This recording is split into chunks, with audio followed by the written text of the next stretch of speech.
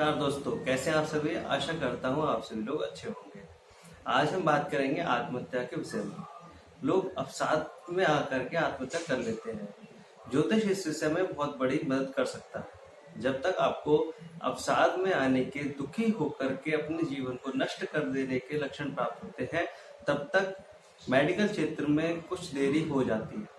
क्योंकि जब तक हमें सिम्टम्स मिलते हैं, जब तक हम अपने आप को पता कर पाते हैं, तब तक आपके साथ घटना हो सकती है। इस विषय पर ज्योतिष ये आपकी मदद कर सकता है कि आप अपने घर में सभी की जन्म कुंडलियां देख करके पहले ही पता कर सकते हैं कि आप अपने अवसाद में कब जाएंगे, कब आप दुखी होकर के अपने जीवन की राह बदल लेंगे, कब आप अवसाद में आकर के दुखी होकर के आप अपने जीवन के साथ अन्याय करने की सोच सकते हैं। ऐसा ज्योतिष जन्म पत्रिका के माध्यम से बता सकता है। प्रत्येक परिवार में लगभग 2-3 से लेकर के अधिक जन्म तक होते हैं। उन लोगों की जन्म पत्रिका यदि आप स्वयं देखना समझ जाएं तो उन लोगों की जन्म पत्रिका देख लीजिए। अगर नहीं देख सकते हैं तो किसी योग्य ज्योतिषी से दिखा लीजिए। अगर आप मेरे पास जन्म पत्रिका भेजेंगे तब भी मैं आपको देखकर बता दूंगा। जन्म पत्रिका देखकर ये पता लग सकता है कि क्या आपका पुत्र या पुत्री कहीं कोई एग्जाम क्लियर ना कर पाने के कारण अवसाद में तो नहीं चला गया है। क्या आप स्वयं रोजगार व्यवसाय से दुखी होकर के अवसाद में तो नहीं चले गए। कहीं ऐसा तो नहीं कोई आपका सगे संबंधी है जो अवसाद में आकर के जीवन को नष्ट करने की सोच रहा है। इसमें ज्योतिष बड़ी मदद करता है, क्योंकि अवसाद किसी को भी हो सकता है। एक आंकड़े के अनुसार भारत जैसा देश किसानों की आत्महत्या के लिए भी पिछले वर्षों में प्रकाशित हुआ था। 1997 से लेकर 2006 तक लगभग 1,66,000 किसानों ने आत्महत्या कर ली थी, क्योंकि उन्हें उनके हिसाब से जो लागत थी वो भी नहीं मिल पाई, घर चलाने का भी साधन वो नहीं जुटा पाए। कहीं ना कहीं से सामाजिक दृष्टिकोण से ये अच्छा नहीं था। आगे अगर आप देखोगे तो परीक्षा देने वाला व्यक्ति अपने नंबर कम आने पर या रैगिंग के कारण भी आत्महत्या कर लेता है, वो दुख अवसाद में चला जाता है। आगे आप देखोगे जब कोई महिला अपने शादी के बाद प्रताड़ित की जाती है तो उसके बाद वो अवसाद में जा सकती है। अगर कोई पुरुष अत्यधिक मेहनत करता है लेकिन फिर भी उसे व्यापार में सफलता हासिल नहीं होती है, जिससे घर चलाने में भी उसे दिक्कत आती है, उसका पैसा फंस जाता है, कर्ज में डूब जाता है, तब भी वो अवसाद में चला जाता है। ऐसे लोग भी आप देखे होंगे जो आजकल अखबार में अधिक प्रकाशित होता है कि प्रेमी जोड़े ने कभी कभी एक तरफा प्रेम होने की वजह से या अधिक ज्यादा लगाव होने की वजह से किसी एक वियोग के कारण आप छूट सकते हैं। आप देख रहे होंगे कि ये चारों तरफ आपके दिखाई देगा। बहुत अधिक लोग अवसाद में जाते हैं। हम लोग लगभग रोजाना ही अवसाद में और खुशी में रहते हैं। कोई लोग ऐसे होते हैं जो लंबे समय के लिए अवसाद में चले जाते हैं। हमें उनकी चिंता अधिक करनी होती है, क्योंकि उन लोगों का जीवन ऐसा निराशाकार हो जाता है कि वो अपने जीवन के अत्यधिक महत्व को भी समझने में भूल कर जाते हैं। उनको ये भी ध्यान नहीं रहता कि उनके जीवन से कितने जीवन और जुड़े हुए हैं। बाहर से कुछ दिखाई देने वाला व्यक्ति भी आंतरिक रूप से बहुत ज्यादा कमजोर हो सकता है। मैं आपको कुछ विषय बताता हूँ, इस विषय पे आप ध्यान दें। अगर आपको जन्म पत्रिका देखनी नहीं आती है तो आप इस तरह से देखें। 2 सिम्टम्स मैं आपको बता रहा हूँ, अगर ऐसा है तो आप समझ लेना कि वो व्यक्ति अवसाद में जाने के कगार पर है। आप उसकी मदद कीजिए, उसके साथ समय बिताइए। पहला नियम यह है कि आप देखिए क्या कोई व्यक्ति ऐसा है जो अत्यधिक मेहनत के बाद भी असफलता हासिल करने के बाद में उदासीन हो गया है। दूसरा, आप ऐसे व्यक्ति की खोज में देखिए जो व्यक्ति अचानक से अपना भाव बदल लेता है। ऐसा व्यक्ति का मन स्थिर नहीं होगा। तीसरा, अगर आप देखते हैं कि कोई एक व्यक्ति ऐसा भी है जिसे किसी व्यक्ति से अत्यधिक लगाव हो रखा है, अचानक से उसका मन उदास हो जाता है। जब वो आपसे बात करेगा तो बहुत ज्यादा उत्साहित होकर बात करेगा, और अंदर अंदर जब अकेला होगा तो अकेले में अपने आप से बात करता रहेगा। उसका दिमाग हमेशा चलता रहता है ऐसे व्यक्ति अवसाद में माने जाते हैं। एक कारण और हो सकता है, जैसे अब देखोगे जब कोई व्यक्ति से आप बात करोगे तो उसका ध्यान आपकी तरफ नहीं होगा। कोई भी व्यक्ति किसी से बात करे और उसका ध्यान ना हो बातों में, इसका मतलब उसका ध्यान कहीं और है। जब तक उसका ध्यान एकाग्र नहीं हो जाता तब तक ऐसा दोष माना जाता है। ज्योतिष में इसके 5 लक्षण मैं आपको बताता हूँ। अगर आपको जन्म पत्रिका देखनी आती है और जैसा मैं आपको बता रहा हूँ वैसे लक्षण, वैसी ग्रह स्थिति, वैसे नक्षत्र आपको प्राप्त होते हैं, तो समझ लेना कि व्यक्ति अवसाद में जाने के कगार पर आ चुका है, संभावनाएं व्यक्त हो जाती हैं। पहला, आप ये देखिए कि क्या जन्म पत्रिका में चंद्रमा अत्यधिक दूषित है, शनि राहु केतु के संपर्क में है, चंद्रमा में जरा सा भी बल नहीं बचा, नवमांश लग्न कुंडली दोनों में ही अगर चंद्रमा अत्यधिक कमजोर हो जाता है तो व्यक्ति अपनी दशाओं में जो ग्रह कारण उसके बनते हैं उनकी दशा प्रतिदशा में अवसाद में जा सकता है।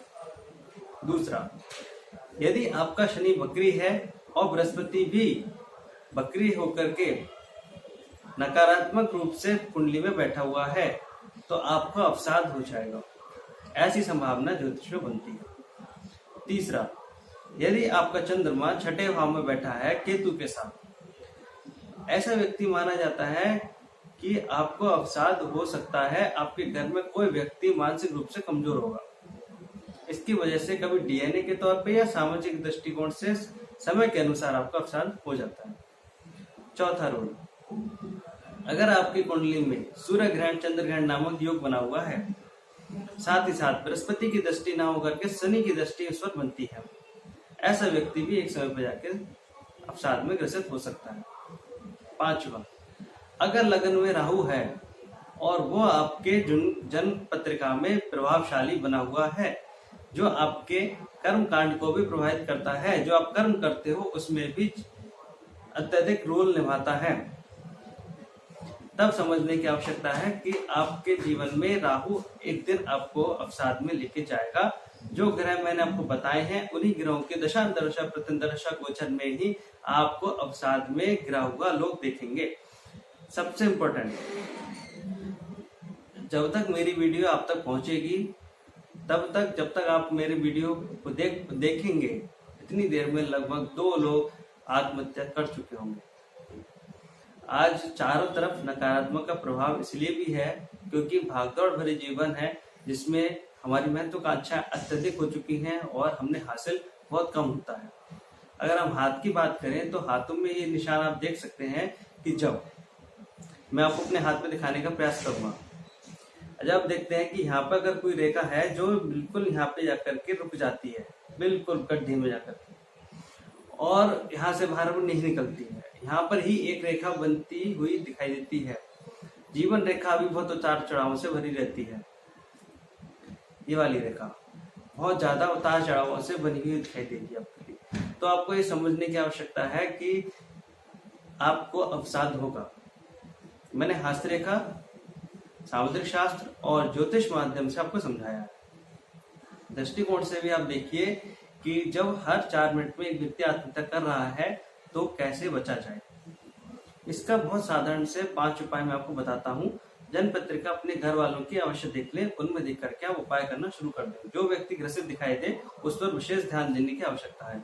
जिस समय पर आपको वो ग्रह दिखाई दे जो मैंने आपको बताए हैं, उन समय पर आप उसका साथ दें, उसके जीवन में हो रही घटनाओं पर विचार करें। पहला उपाय, जो भी समय काल आपका निकल के आता है उस समय पर अपने साथ उसे रखें, समझाएं, उसके ऊपर निगाह रखें। समय बड़ा अनमोल है, जीवन उससे भी ज्यादा अनमोल है, इसलिए समय अगर चला जाए, जीवन बच जाए तो बहुत अच्छी बात है। तो समय और जीवन हमें दोनों ही बचाना है। तो धन को छोड़ना पड़ेगा, कहीं ऐसा ना हो कि हम व्यापार में लगे रहें और घर में कोई अवसाद में चला जाए, हम अपनी नौकरी देखते रहें और वो व्यक्ति अवसाद में चला जाए। तो उस घर वाले व्यक्ति के साथ में उस समय पर जो दशांतरदशा निकल के आएगी उस समय पर आप उस पर के साथ रहें, उस पर ध्यान रखें, उपाय कराएं तो ठीक हो जाएगा। पहला नियम तो ये रखना है आपको। दूसरा, जल का नियमित सेवन करते रहें। जल शुद्ध होना चाहिए और हो सके तो घड़े के जल पीने की आदत डालें। घड़े का जल पीने से बुद्धि बढ़ती है, तर्क करने की क्षमता बढ़ती है। व्यक्ति जो घड़े का जल का नियमित सेवन करता है और माना जाता है कि ऐसा व्यक्ति कोई आत्महत्या नहीं करता। तीसरा, अगर आप जमीन पर भोजन करते हैं बैठ करके बिना आसन बिछाए, तब भी आत्महत्या के योग आपकी कुंडली में अगर बनते हैं तो ये चीज उसको प्रबल करती है। ज्योतिष के अनुसार आप बिना आसन लिए कभी भोजन ना करें, वरना अवसाद होने की समस्या आपको बैठ जाएगी। चौथा नियम, आपके अंदर अगर कैल्शियम की कमी है, जब भी आप डॉक्टर के पास जाते हैं, मेडिकल रिपोर्ट देखते हैं, उसमें देखिए कैल्शियम कैसा है। अगर आपके जन्म पत्रिका में कैल्शियम चंद्रमा से देखा जाता है और अगर मेडिकल की रिपोर्ट में कैल्शियम अच्छा नहीं है, उसकी डिग्री कम है, वो कम है, तो इसका मतलब आपको अवसाद हो सकता है और उस अवसाद को दूर करने की आपको आवश्यकता है। पांचवा, आप ये देखिए क्या आपके आसपास जो लोग हैं आपको ऐसा मोटिव दे दिया गया है जिसके ना कर पाने के कारण आपका वो जीवन का आधार बन गया है। लोग सरकारी नौकरी, प्रेम विवाह को ऐसा समझ लेते हैं कि हमें ये करके ही रहना है, हमें तो भैया इसी से ही शादी करनी है, हमें तो यही नौकरी चाहिए।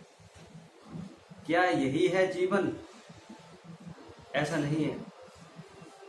मुझे यही करके रहना है, कुछ हो जाए। विकल्प तैयार रखिए। कभी ऐसा नहीं होता कि आप जो है वो यही करेंगे। स्थिर तो कुछ भी नहीं है। संसार में सूर्य भी अपनी धुरी पर घूम रहा है, वो भी स्थिर नहीं है।